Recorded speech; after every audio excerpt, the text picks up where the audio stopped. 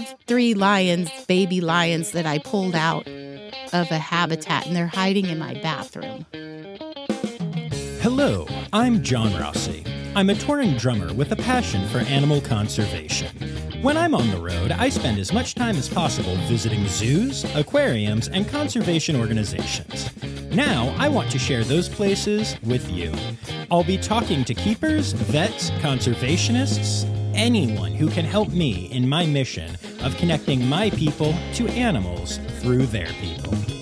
Join me on my Rossifari.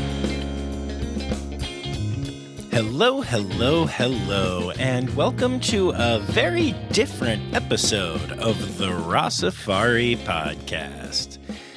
Y'all, this episode is, well, I'm proud of this one. I think, not just because the episode's good, which it is, but because I'm proud of the facility that I visited and the person I spoke to. So this week, you are getting my interview with Bobbi Brink, which is not only definitely the name of a superhero, right? I mean, come on, this is straight out of Peter Parker, Marvel Comics, alliteration, Bobbi Brink. Yes, absolutely a superhero, but also a real hero in the real world, because Bobbi created Lions, Tigers, and Bears Sanctuary, which is in San Diego, California. Now, this is my first time that I've had a large animal sanctuary on the podcast, and I'm going to throw you guys a content warning right now, okay? You're going to hear some of the stories of some of the animals that live and lived at this sanctuary, and they suck. Okay, there's a reason that these animals are living at a sanctuary, and that is because they needed to be saved.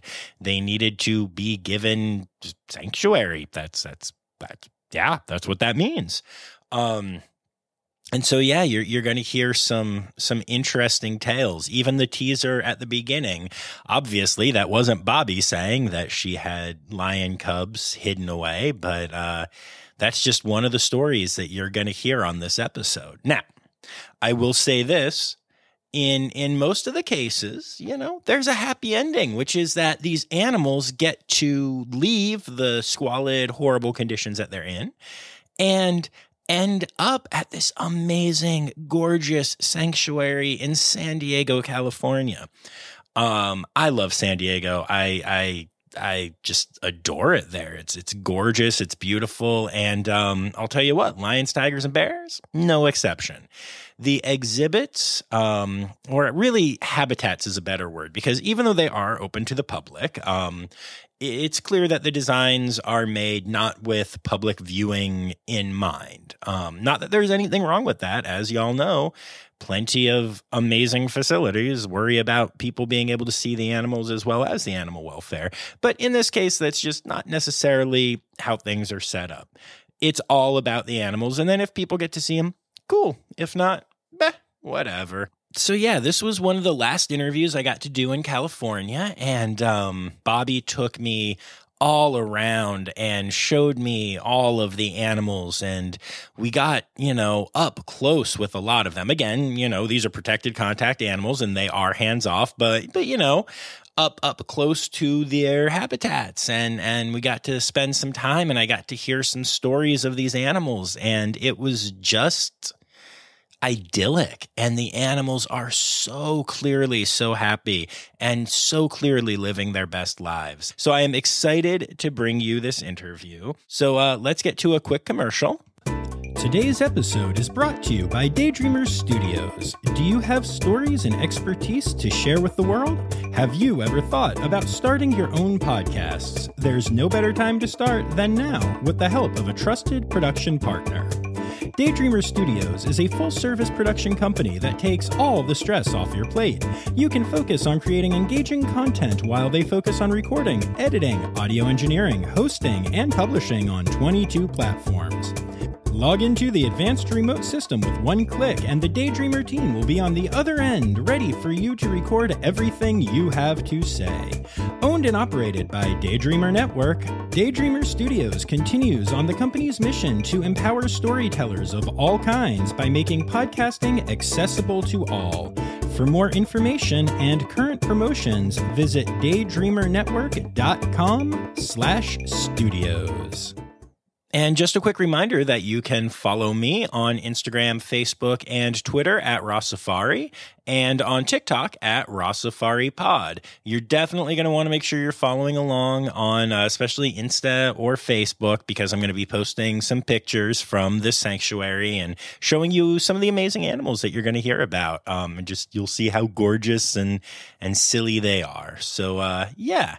All right, let's get to it. Without further ado, here is my interview with Bobbi Brink of Lions, Tigers, and Bears Sanctuary.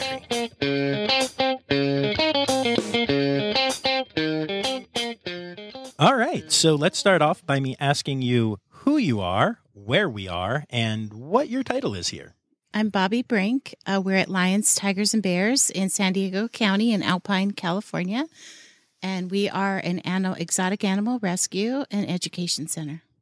And, okay, so right off the bat, I just have to say, this is one of the most beautiful places I have ever been. I love it here. I don't even want to do the interview. I want to go keep walking around. And so, yeah, okay, so this is my first time having a sanctuary on. And I really want to start off by asking you about the difference between that and zoos. Normally I start right with asking about you, but I want to get right to the heart of this. So what makes this a sanctuary and a rescue and not a zoo? Right. So that's exactly what a sanctuary is. It's a rescue. So every single animal on this place is a rescue, and any true sanctuary will never buy, breed, sell, or trade animals. So a lot of times there's hundreds of sanctuaries that should never even dream of calling themselves a sanctuary. And a lot of them are the actual cause of the problem. So you have to be really careful.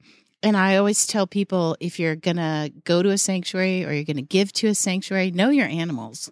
Like, know the animals that are there and know why they're there and know their story. And of course, know when they die and why they disappear. Because a lot of these places, they're just continuously breeding animals for nothing more than profit, and just more are seeming to go out the back door than, what are staying. So a sanctuary will always keep animals for life. So they live out their life in dignity. I love that. And and as we were talking, we'll share some of the stories with everyone here. It's very obvious that is exactly what is happening here, and y'all take it very seriously, and I love that. But yeah, let's talk about you for a minute. Now that we have that out of the way, what got you into this? Well, sometimes God just leads you in a different direction than you are going. But I was opening a restaurant in 1990 in Texas. I did my homework and went to the fastest growing city in Texas and started opening a restaurant. When I was looking for my restaurant equipment in the paper and the classified ads and just the normal classified ads, I kept seeing lions, tigers, leopards for sale.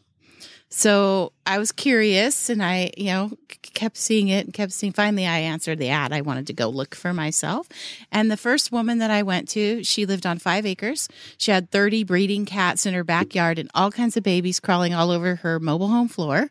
And you could take one home today. Oh, my God. So not knowing anything at the time, I started volunteering with her and just learning how to work around the animals. And then you just start seeing things that shouldn't be happening that were happening. So I just kind of kept my mouth shut, kept doing my thing, and answered more ads and started looking. And I started volunteering for a guy who had bears, and he had them in these just small cages and just buckets for water and buckets for food.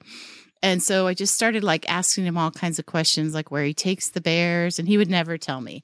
And then so I wanted to stop going there, but if I would stop, then the bears didn't have any food and water. I called everybody you could imagine to try to turn the guy in. And everyone would tell me the same thing. It's perfectly legal. As long as the bears have food and water and can stand up, turn around, it's perfectly legal.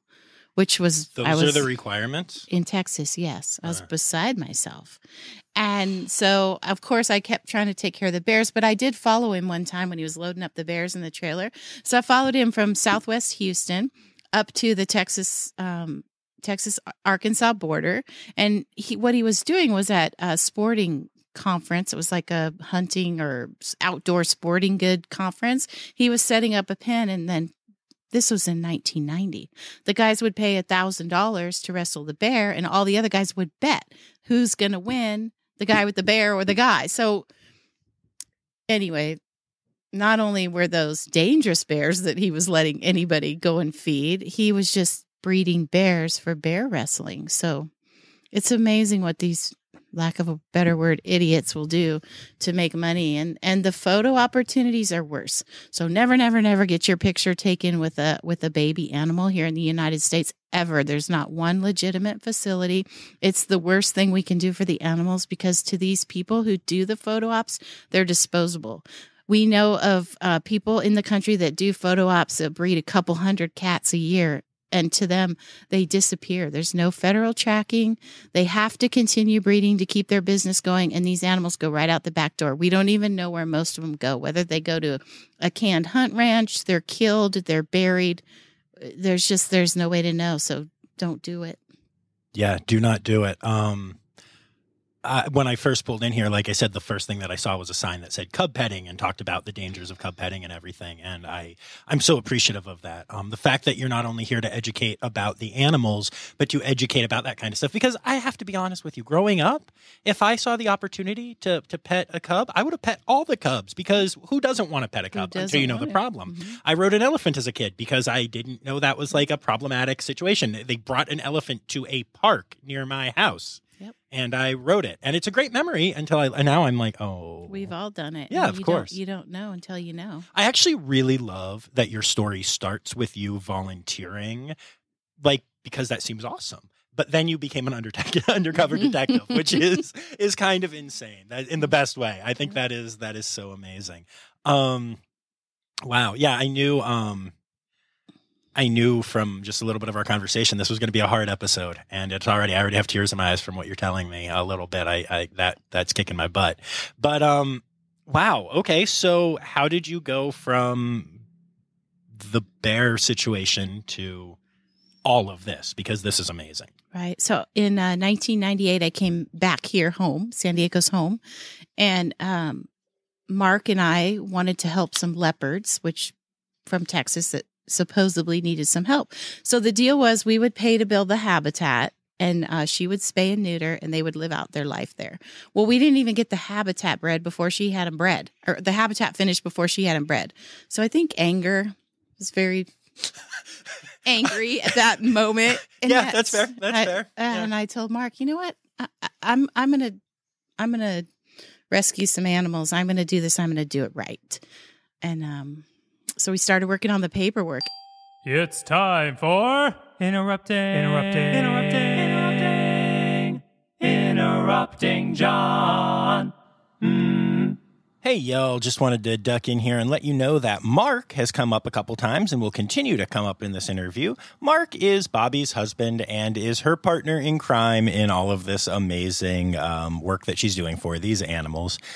So just thought I'd let you know who Mark was, not just some rando that she found on the street. Well, actually, I don't know what their story is. I never asked. Maybe he was. But by this point, he's her husband. So, yeah, not a rando anymore. Anyway, back to the interview. And then 2002, I got a call for some tigers, and I spent hours and hours and hours on the phone trying to find these tigers at home, and I couldn't.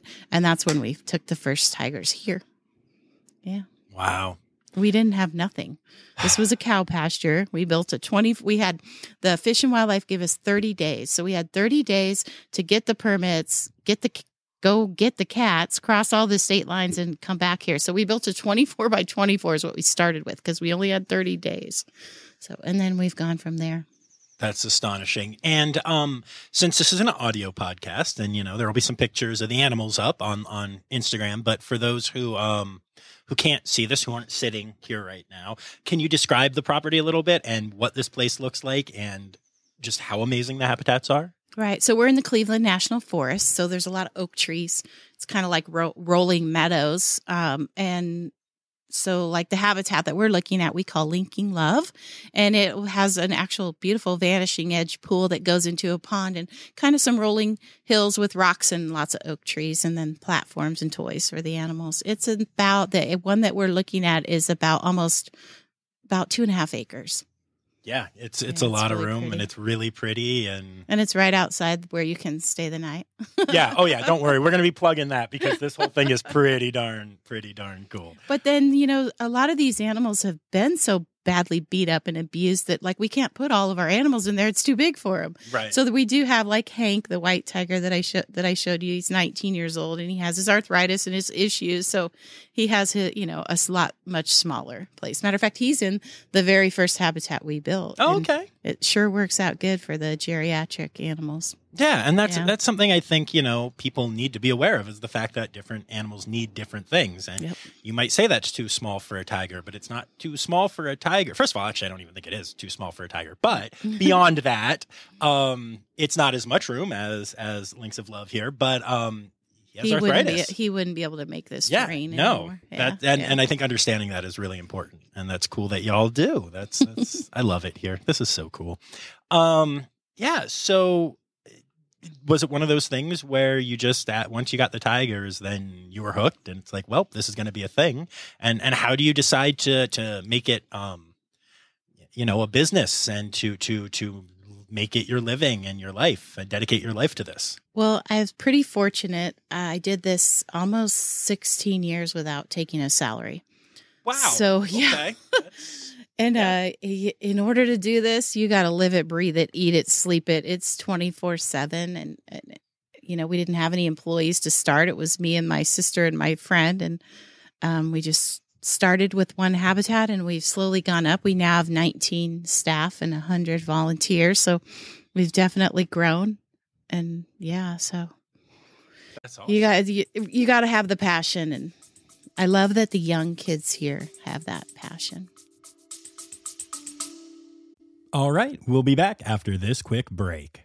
Check out the new nature podcast that everyone is talking about, Birds of a Feather Talk Together. If you like Radiolab or Planet Earth, you'll love Birds of a Feather Talk Together. Escape from the daily grind into the world of birds. 2 experts and 2 amateurs talk about a different species every week. Recently, we talked about the osprey, burrowing owls, roadrunners, pigeons, giant hummingbirds, house wrens, sandhill cranes, and so many more. We have a lot of fun every week. Learn more about the incredible birds around you and some that you didn't know existed. Birds of a Feather Talk Together. You're going to like these birds. I guarantee it. Yeah, absolutely. It's a great team here. I've seen more than a few as we were going through. And even when I first got here, I talked to a couple and everyone just seems really happy to be here and not too stressed, which is not always the case with people who have, animals under their care. And I'm sure there are moments. I love that the keepers, there's 9 of us that live here on site. And obviously we live together, work together, and yet we're family. Like you really, when you're at work, you sometimes spend more time with who you work with than your family, but they all love each other. And it's nice. A lot of love here. That's awesome. That's so cool. And so let's talk about that for a minute. Y'all live here. Mm-hmm. How does that work? Do y'all have an enclosure somewhere I didn't see? Upstairs. That's really cool. And so there's housing here and right. The guys right now are actually all in fifth wheel trailers. Okay. Y'all have fifth wheel trailers. Nice. But where I showed you earlier, that's where we're starting to grade for our employee housing. So we're raising the funds right now to build that. That's really cool. Yeah. Do you find that makes it easier to get and retain employees, knowing that they have a place to stay since it is for more the expensive keepers than anything here? Yep, yeah, for sure. Especially in San Diego, it's so hard for them. And, this isn't a profession that pays a lot of money. Nope. You got to love what you do. They do this because they love the animals. And, so Mark and I, we try really hard to take really good care of them. That's awesome. Yeah. I respect that so much. I'm sure you can tell from my voice and my stupid face, but I'm just really happy here. This is so different than anywhere I've been. And look, I love zoos, good zoos, of course. And, we talked about that a little bit, but this is such a different vibe, and it's very cool here. And so if people are in the area and want to come here, talk a little bit about how you can see the place and like you mentioned, spend some time here. Right. So we do what we call educational visits. So you just get online on our website, lionstigersandbears.org, and sign up. And we do them only by appointment, only at certain times. They're Wednesday through Saturday, and they're about 2 hours long, where a trained volunteer or the keepers will take you around and introduce you to all the animals. And the rest of the time, it's pretty quiet around here. It's really peaceful. And then we do have some events, like we have a spooky camp over every year. It amazes me how many kids have never been camping. Yeah, I'm just amazed, but they love it. It's a good family event. We have a 3rd grade camp over, and then we have our Christmas party. That's where we give all the animals Christmas trees and Christmas presents. And then we have our big gala, which is in May, where we're always begging for auction items because we have a huge live and silent auction and food and entertainment, open house to the property, gift shop, things like that. That's our annual gala. Then, of course, you can stay the night, and we sell raffle tickets for this. So if you can't afford it, you can always try to play the raffle and win to stay. And then sometimes we'll do like dinner parties, weddings, whatever, we can do here peacefully and raise money for the animals. And the housing for the staying overnight. This is not a small trailer or camping or something. No, it's very nice. This is I want to stay here. It's a gorgeous place. It's I don't know. I'm not good at architecture, but it's very pretty. I'm gonna leave it at that. Very pretty. It's 2 bedrooms, 1 bath, a king bedroom, and a queen bedroom. Both of the bedrooms open up to the jacuzzi and the pool. There's an outdoor kitchen, a fire ring, and you can go out on the patio where we're sitting and watch the animals. So lions, tigers, bears, and a jacuzzi. Yep. Oh, mine indeed. Oh, mine. Really pretty stars here at night. Nice. Yeah. Nice. All right. So why don't we talk about some of the animals? I'd love to, maybe let's start with some of the bears. Okay. And just tell me, we can't hit everyone. We don't have the time. Right. But tell me some of them. What I'd love to do with this is their story of how they were rescued. But then let's make sure that we also touch on what their life is like here and what their personality is like here to show the contrast between the two. Okay. So let's see. Maybe Maddie. So right. Ohio. She came from Ohio. She lived in a corn crib and on 11 acres with a couple who lived in a mobile home with 11 kids. Yeah. All right. So one day I got this frantic call from a girl. Oh my gosh, my bear's breaking out of her cage, and I didn't know what to do. So I backed my Bronco up to it so she can't get the gate off, and now I can't move my Bronco. Can you come get her? And I'm like, it's not funny, but I mean, how do you not laugh at the same time? Yeah. I'm like, well, number one, I'm in California and you're in Ohio. That's a long ways. So anyway, we ended up, it took about a week to get there. But, and her Bronco stayed there the whole week, but we went and got Maddie. So she was a pet. And the girl ended up taking her because somebody had bought her as a pet for their kid. And then the bear started to get too big and she didn't want the girl to take it sell it to a canned hunt ranch. So she took it as a pet. 11 years. Wow. Yeah. So I'm still amazed sometimes where we find these animals, basements, garages tied to light posts and left there. It's amazing. And then we also have like a bear out of the wild, Meatball. So Meatball, the Glendale bear, he had 86,000 Twitter followers because he would come down to the trash cans and the Fish and Wildlife would dart him and catch him up, take him a couple 200-300 miles away, and he'd come back to the same exact trash cans on a Tuesday. So in California, they get 3 strikes. They're allowed to, come down to the public 3 times. Most times they'll put him down. But because of his media following, he got to come here.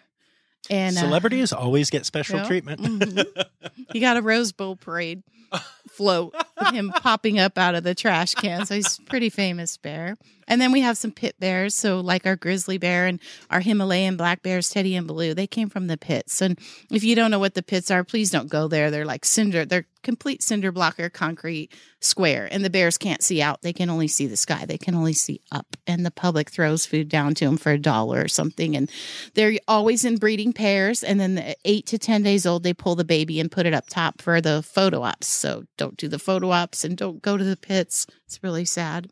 Yeah. As a side note, I was at a place that had a bear pit, and it was before I knew any of this stuff. Luckily, they didn't do the cub petting thing, but I remember seeing that and having it be like that moment of like, oh, this is so cool. I get to feed. Wait a minute. this feels wrong. And yeah, not a fan.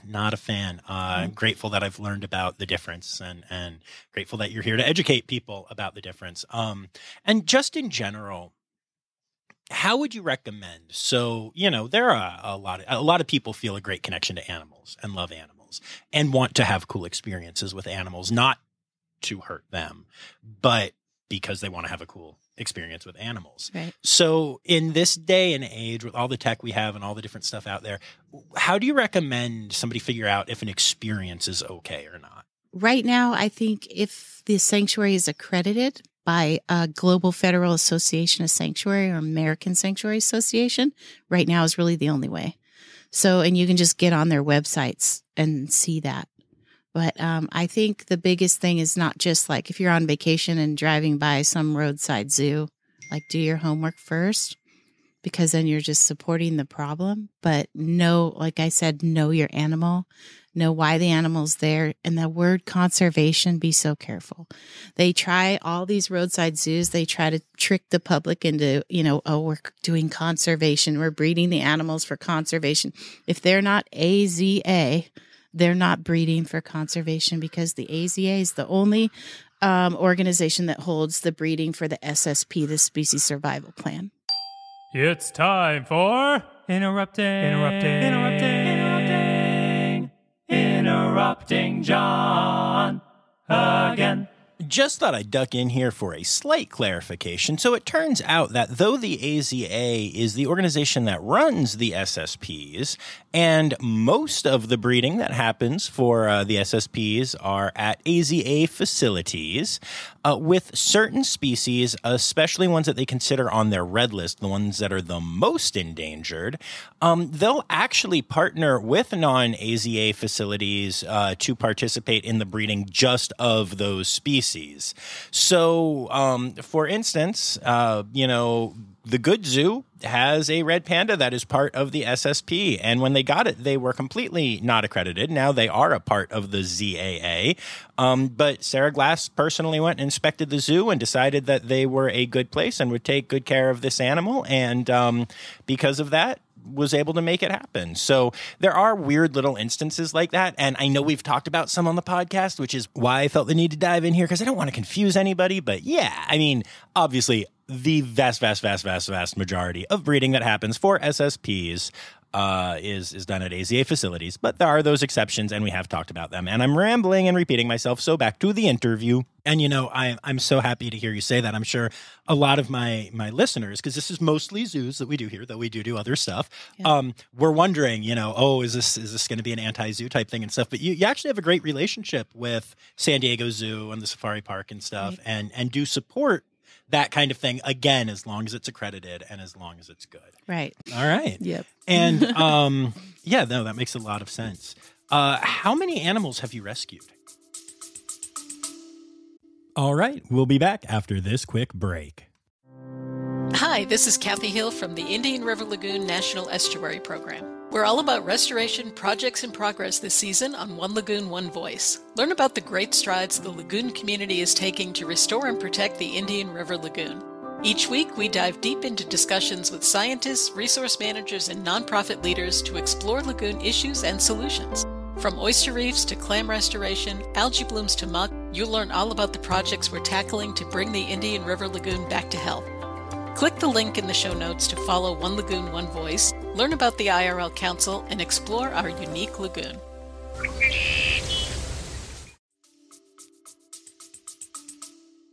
I have moved well over 800, 900 lions, tigers, bears, cougars. Sheesh. Yeah. We worked on, in Ohio, we worked on one of the bills. In Ohio, it used to be legal to own anything. Yes. Anything. And they had the most exotic animal auctions. So when we finally got SB 310, the state law through to make it illegal to have them as pets, I had the contract to move all the animals for the state. So some of them came here and then to different sanctuaries across the country. So we have a full hauler.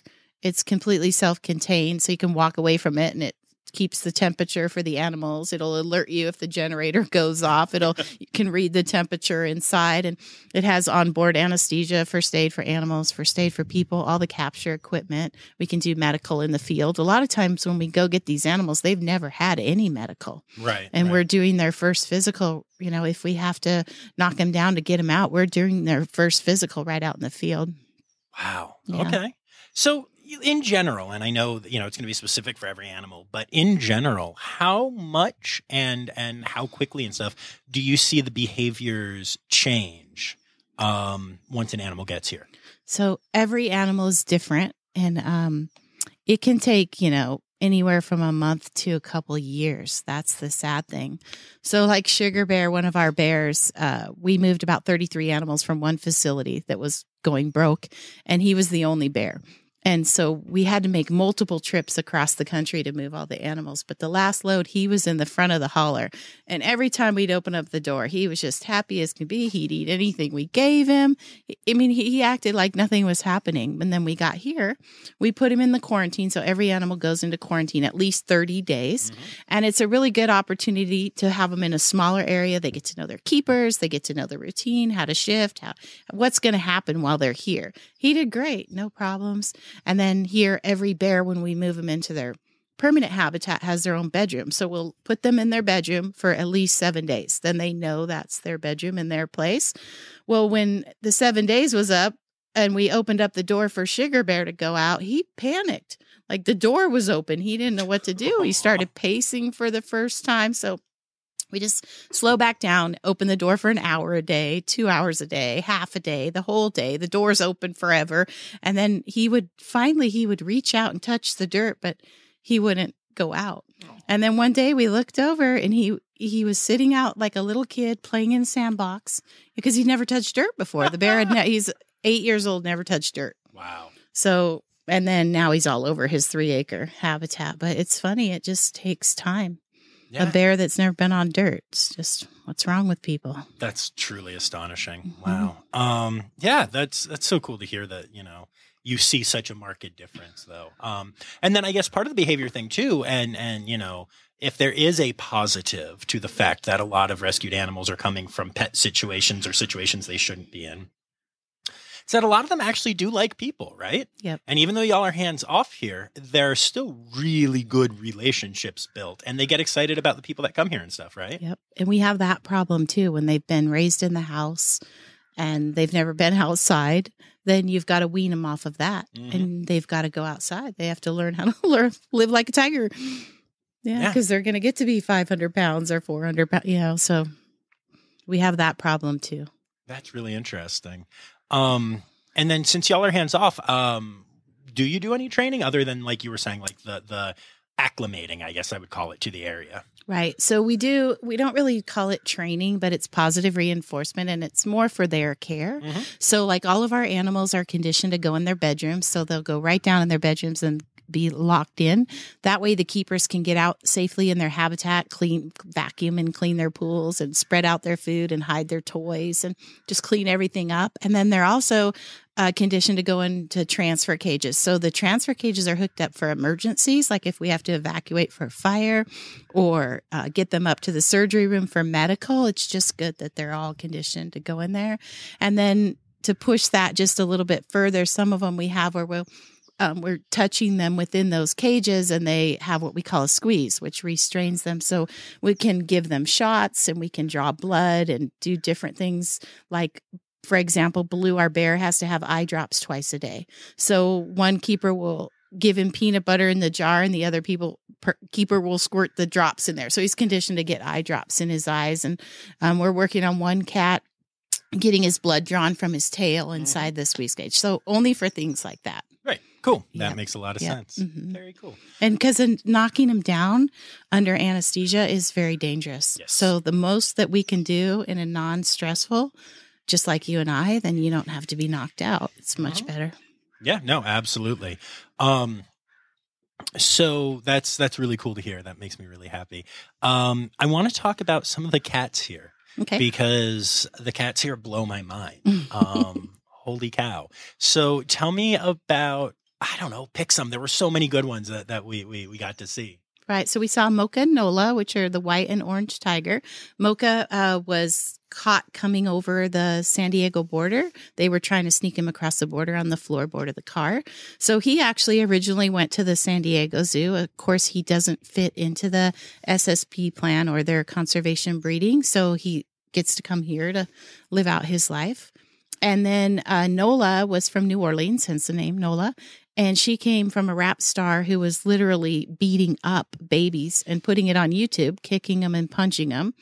And why? Like why? Like, I know that you don't really know, but how is that a thing? Okay, so explain this. This person has gotten in trouble for a drive-by shooting as a minor, tried to kill his best friend as a minor, crossed the endangered species, Nola crossed the state lines and was abusing an endangered species as a minor, and has still never done a day in jail. Actually, as an adult with Nola, and still never done a day in jail. So I have no explanation. It just disgusts me. Look at Tiger King Jeff Lowe. He's still out of jail. Explain that to me. Yeah. No, I don't like this. I don't like it. I don't like it. But yeah, so many nights I can't sleep, just thinking. And it takes years to get these animals. You can't just walk in and take somebody's animals. They're still property. So like I had one case I was working on for like 6 years. The guy had 5 tigers in his garage, and they were in the biggest cage was 10 by 10. And then he had this little outdoor, 10 by 12. So, and he had 6 bears. So we talked him into, this is in Ohio. Why don't you let us take the bears? Because he didn't really care for the bears. We'll take him to a sanctuary. We will get you materials to build a bigger place for your tigers, and we'll help you get that grandfathered in on the new law so your tigers can live out their life here. So we got materials. We dumped them on his property. Well, I went and testified for SB 310 at the time, and he got all mad because I was helping to change the laws, which was going to make it illegal for him to have his cats the way he had them. And so he never would let us go and build the cage. But the best birthday present I got was like 5:30 in the morning. My text was just going off, and I look at it, and it's like, F you and all these nasty things. And I'm like, happy birthday to me, because the state was there taking his tigers. Finally. Nice. But it took like 6 years. And it took that law going through. And if the law wouldn't have went through, the tigers would still be there. Right. Also, props for trying to get them a better habitat, like working within the confines of the law to make their lives better rather than doing anything stupid or illegal or causing, trouble. I'm actually really impressed by that. I think that's really cool that you just tried to make their lives better there, because that's what you had to do at the time. And then you testified for a law and got it changed and won, which is even better. But that's such a cool story. Like, hey, we'll trade you the bears to make your tiger lives better. That's we actually really cool. tried to help quite a few people in Ohio so they would have been able to keep their animals after the law. And we would have been, if he would have cooperated, he would have got to keep his tigers. We would have been successful with him. And then there was one other guy, his name is Cy, that we helped, and he still has his animals. He's a rehabilitation there. Okay. So sometimes we can work with people. Sometimes we can't. It just depends if they're willing to try and if they're willing to do what you try to help them do. Right. That's really interesting. Like insurance. Like you have to have insurance. Oh, I'm not buying insurance. I'm like, well, then you shouldn't have a tiger. Yeah. That's pretty fair. Fair. I'm sure tiger insurance ain't cheap, but you have to have it. So tell me about the 2 tigers you were talking about, though. What are their personalities like? And Mocha and Nola? Yeah, Mocha and Nola. Over there, happy wife, happy life. Nola is the boss, and Mocha does everything she says. He gets to eat when she says it's okay. And of course, we separate them for their main diet. But like when we're giving him the snacks or we spread some food, Nola, she's definitely the boss. Even when it comes to enrichment, she'll go run out there and grab something. And as soon as Mocha comes over, she's like, okay, if he wants it, he can't have it. But if he walks away, then she'll go get the other one. It's pretty funny. That's They're adorable. Pretty funny. They're really cute, too. And he's really kicked back and pretty lazy, and she's very active. Like she's always playing and running, even by herself. She's very, That's cool, and she has the room to do it. So they're very dog-like in that manner. They all have a different personality. Mm-hmm. Yep. Yeah, very cool. When guests come, sometimes they get to see snacks and stuff, and we got to see that with Nola. So what is that experience like? All right, we'll be back after this quick break. Animals are taking center stage in research, not just as objects for human benefit, but as beings with rich histories and geographies. Join me, Claudia Herzenfelder, on the Animal Turn podcast as I interview leading scholars about emerging ideas and concepts in animal studies. Each season delves into a unique theme, revealing how concepts intertwine or diverge, and this kind of discussion encourages a deeper reflection about animals and their broader contexts. So far, the podcast has considered themes as wide-ranging as law, politics, sound, the urban, and biosecurity. If you are interested in animals and unpacking the ways we know them, find the Animal Turn podcast wherever you listen.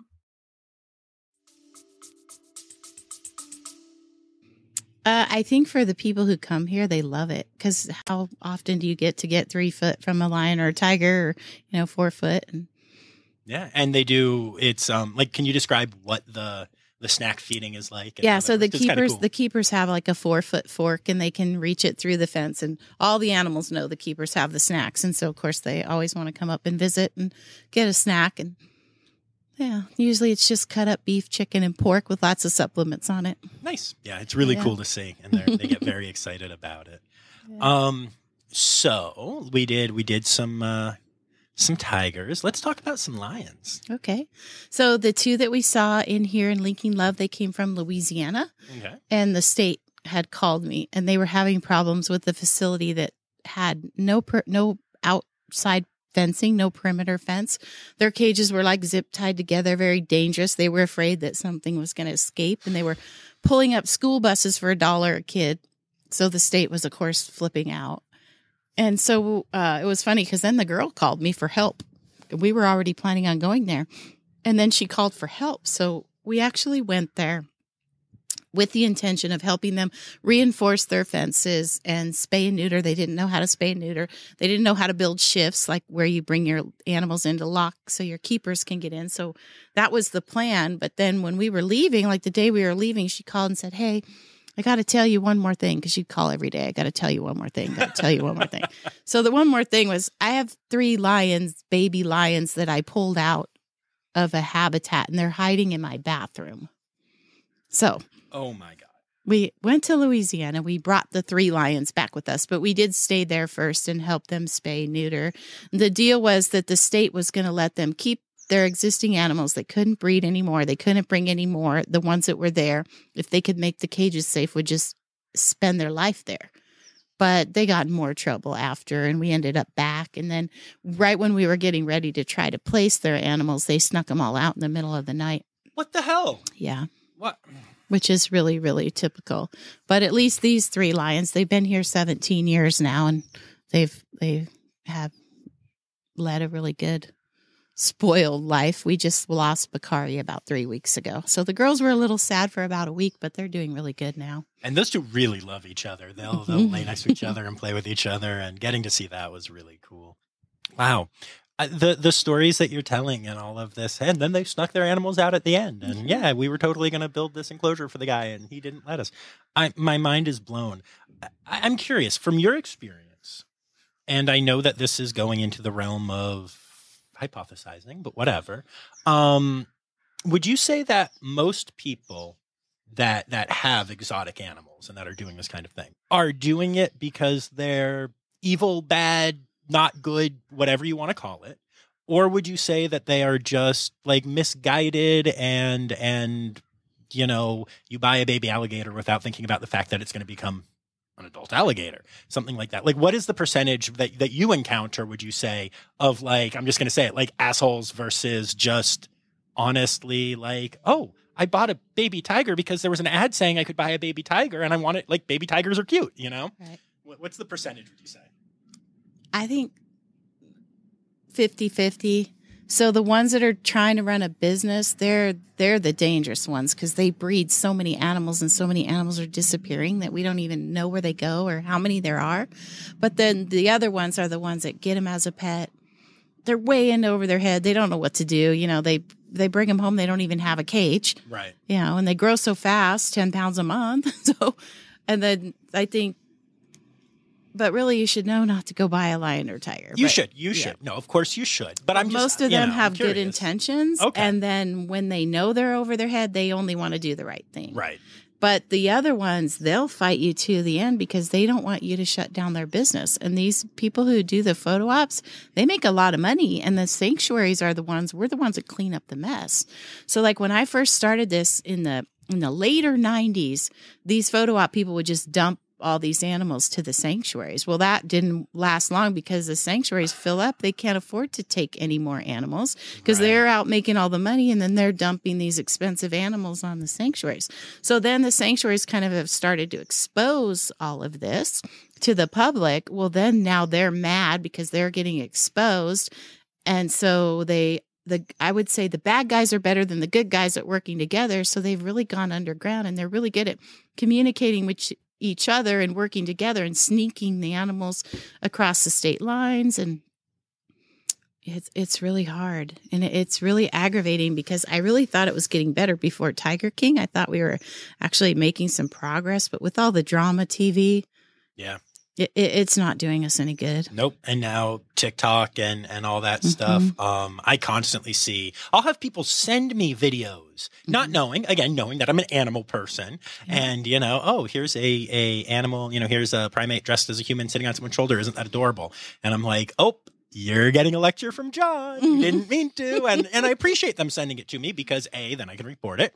And B, then they can be informed. But they're not doing it out of any reason other than John Rossi loves animals. Here's a cute animal. I'm going to make John's day better. Yeah. And then half an hour later, they've learned about the problems with that and have been told to report it. And I'm reporting it. And it's a thing. I do think it's kind of cool that social media, it's this weird thing where it's increasing the demand for that kind of thing, but it's also giving us the ability, people to report it and to complain and to, like you mentioned, the rap star that had the tiger, was doing it in public, on YouTube, and it was very easy to say, "Hey, it was okay, it's okay." Yeah. So I guess that is a positive, at least. Yes. Otherwise, completely effed up situation. Sometimes we can find if we have a cat. I don't think people know, tigers, their stripes are like fingerprints. And, the jaguars and the leopards, their spots identify them. Sometimes by the social media pictures, we can figure out whose cats are whose and where they come from. Yeah. That's actually amazing. That's very cool. So what other cats do you have here? We've talked about some lions and some tigers, and you do have additional lions and tigers beyond these, but we can't talk about everyone, even though I want to. So we have servals. Yes. African lions, white lion, white tiger, orange tiger, bobcats, cougar, grizzly bear, Himalayan bear, American black bear. But then we even have horses, miniature donkey, miniature horse, macaw, sulcata tortoise, goat, llama. Any animals, domestic cats. Yeah, makes sense. Leopard, jaguar. Oh, yeah. All the good stuff. All the good stuff. So you said leopard and jaguar. Leopard and jaguar. So tell me about those kitties. The leopard came, so the jaguar is a federal case, so we can't really talk about where he came from in his case until the case is solved, which should be pretty quick. And the leopard came from Texas from a breeder. She's actually been here since she was 3 weeks old. So it's not real often we always get babies, but we usually get the older cats. But she's about 17 now. And that breeder was also able to keep her cats. She wasn't allowed to breed anymore. And same thing, we spayed and neutered for her. Nice. And most of her cats were old and did live out most of their life. So you said that sanctuaries in general, or not in general, but good sanctuaries, true sanctuaries, don't breed at all. No, is it all spay and neuter, or do you ever use birth control? Well, for me, it's all spay and neuter, but species specific. So with the lions, we do the females. Okay. With the bears, we do the males. Okay. And then it just depends. Yeah. I'm curious. With the bobcats, we do both. Okay. Yeah. Sure. Is there still a lot of breeding behavior once animals are spayed and neutered? I mean, I know with the lions, yes. Okay. Still, I know people guys. I said no, they're spayed. Right. I was just curious with different species. I didn't know, how that works, but that's interesting. Cool. Very good. So the females, like the female tigers, we actually laparoscopically spay them. Nice. So it's just a teeny little, incision and pretty easy on them. That's really cool. Yeah. And so tell me about your vet situation, because it's kind of cool and there's a lot going on. Actually, we're trying to hire a part-time vet right now, another one. And we've got about 9 different vets that we work with. We have one head vet. One of our head vets right now is actually moving up to the Oakland Zoo. So that's why we're hiring another vet. But like these guys, they have dentists, they have a skin doctor, they have an eye doctor, and, one vet to do anesthesia. So they're pretty spoiled. Yeah, pretty spoiled. They have better medical care than I do. I don't know what to do about that fact. Yeah. Do you find that a lot of vets are willing to work with y'all to get the exotic experience and to help out the cause and such? There's a lot of people that want to learn to work around the exotics. Yeah. So we have the interns to the students. And okay. It's nice. That's really cool. This place is awesome. I like it here. So how can people who are hearing this story help you help the animals? Of course, you can donate. You can come and visit. Even things like sharing on your social media, following us helps. You can come to the gala, auction items, volunteer. Spend the night at this amazing place. I want to spend the night here. I want to spend tonight here. I wonder if I can send my understudy in. Get married here. You could get married here. Nice. Have a corporate event, things like that. Yeah. All right. Very cool. Because we are a nonprofit. Right. Yep. I love everything about what you're doing here. I really do. This is so cool. Thank you. It's time now, don't you know? We've come to the end of the show. But there's one tale left to go. You're gonna laugh and say, oh no. It's time for the Rossifari poop story. Okay, Ohio. I honestly don't think I saw one appropriate habitat with all the animals that I helped the state move in Ohio. Amazing. And the person who I was telling you about with the 5 tigers and the 6 bears, when we moved to 6 bears, he had 6 bears living in a 15 by 30. The one bear, Ben, couldn't stand up. He was tall, and actually all of the bears, Ben was the only, take that back. Ben could stand up, all the rest couldn't stand up. Okay. So when we go move bears, we always try to coax them into our transfer cages before we dart them. We try not to dart or put animals down under anesthesia unless we have to. So it took us all day, but we got 5 of the bears in and we couldn't get the 6th bear. Well, the way he had built this cage, he had no gates that could open and no way to move the animals. So he would literally stand on top of this chain link and shake the food through the top of the chain link fence, and then the only way he could clean was to hose out. So I'm sure you can imagine it was like a couple feet deep of sludge. Wow. And we tried and tried and tried for the whole next day and couldn't get the other bear. So we finally had to dart her, and of course she went down in all the way in the corner in the mud. So me and Sam had to walk in the whatever that was, that bear poop. Years of poop. Yeah. Get her up on a sling and we were just, it was disgusting, but we got her in the transfer cage and got hosed off with the hose. And we'll not forget that smelly day. And like that smell doesn't go away for a while. Yeah. Gotta do what you gotta do sometimes. I would imagine that on those rescue missions, hoses must be your favorite thing ever. Yes. Yeah. It gets pretty filthy. Yeah, it amazes me they don't know how to clean, so they're living in filth. Yeah. Actually, before we go, one quick other thing that you had mentioned with the bear pits. If you see bear pits, they don't go in and clean those. Tell me what they do. So they have an alley underneath where the people walk, and they literally have like a fire hose with pressure where they're just hosing down the concrete floor, and it's kind of on a slope, so the water runs back toward them and drains out. But it's bleach water.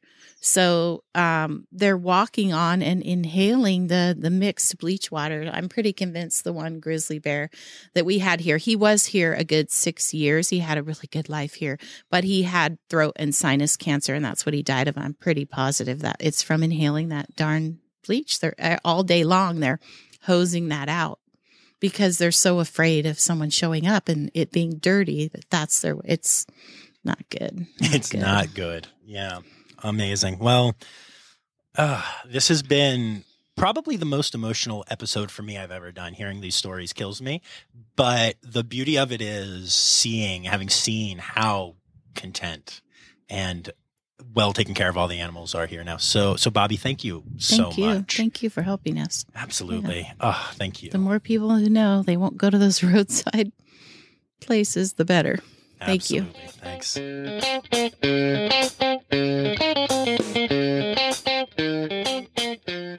All right. So, that was a journey. And, I did initially think of editing the podcast so that, that last bit wasn't the last bit and we ended on the happier, sillier note. But nah, I wanted to end this properly in the right tone of what it is like, and why we need sanctuaries. So, I did.